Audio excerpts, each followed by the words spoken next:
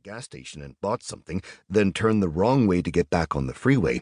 Everybody has done that, but how many people who did that didn't already use the gas station bathroom while they were in there? Becca shrugged. When you gotta go, you gotta go. Peeing by the side of the road's not a capital crime either, at least in my family. Leon said. The Georgia plate on the back of the van so old and dirty I couldn't read it in the rear view when we passed, not a cardboard manufacturer's or dealer's tag. Then why didn't you stop back there? Didn't want to spook 'em, and I needed a second to weigh whether stopping at Floyd's and kicking out my civilian was worth the risk of them getting away. Becca said. Now what? Leon pointed at the screen mounted to the console between them. When I'm close enough to read the tag, I'll run it. By the way, my life-experienced eyeballs tell me he's a newcomer, all right, but from someplace that ends in Stan, not Mexico. That's profiling. Damn right. Becca, like you said, nothing we saw is a capital crime, but it's something worth a second look. Good police work starts with noticing things that are just a little off. By the time they stopped behind the van, Leon knew that the tag should have been on a 2-year-old blue Harangi bruiser registered to a pet grooming business outside Savannah, not on a shiny new white bruiser. Something was more than a little off. Becca said. Now you call for backup? This is Timminsville. This morning I am the backup. He pointed at the separate radio he could use to request assistance from the highway patrol. So, now? The driver wearing the Georgia cap hopped out of the van, then walked back along its side toward them, smiling and waving. In addition to the cap, he wore jeans, a zipped-up windbreaker 2 sizes too big on a warm day, and cheap joggers.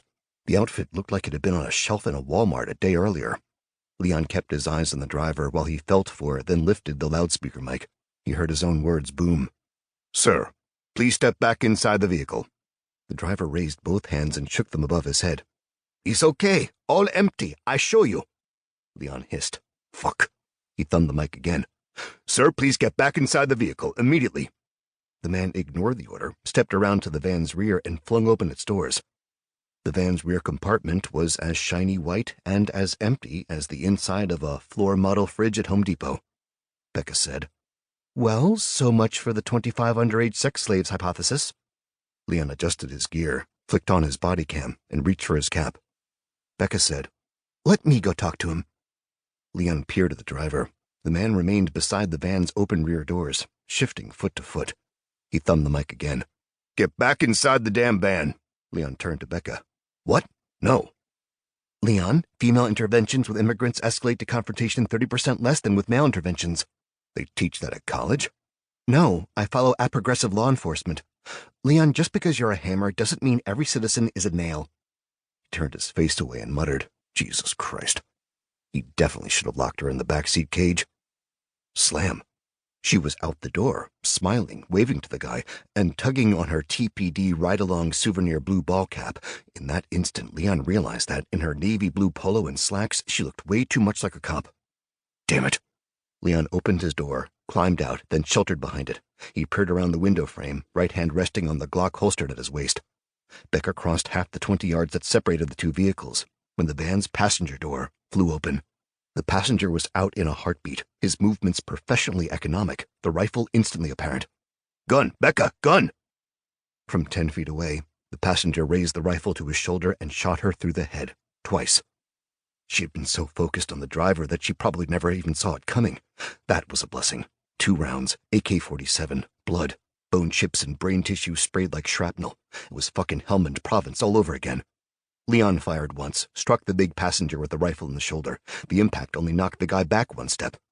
Both of them charged him. Allahu Akbar! Well, of course. What the hell else had he expected on a deserted road in the prime terrorist target of Timminsville, South Carolina? He concentrated his fire on the wounded one, even though he was farther away, because his AK was powerful enough to shred the cruiser door like it was cardboard. Finally, the guy dropped to his knees, then flopped face down on the asphalt. The unarmed guy had closed to within 5 yards.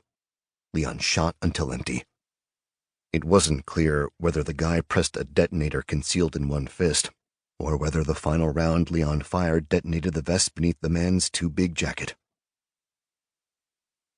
Leon, teeth gritted as he lay in the hospital bed, thumbed the button on the pain med dispenser so hard that his fist trembled.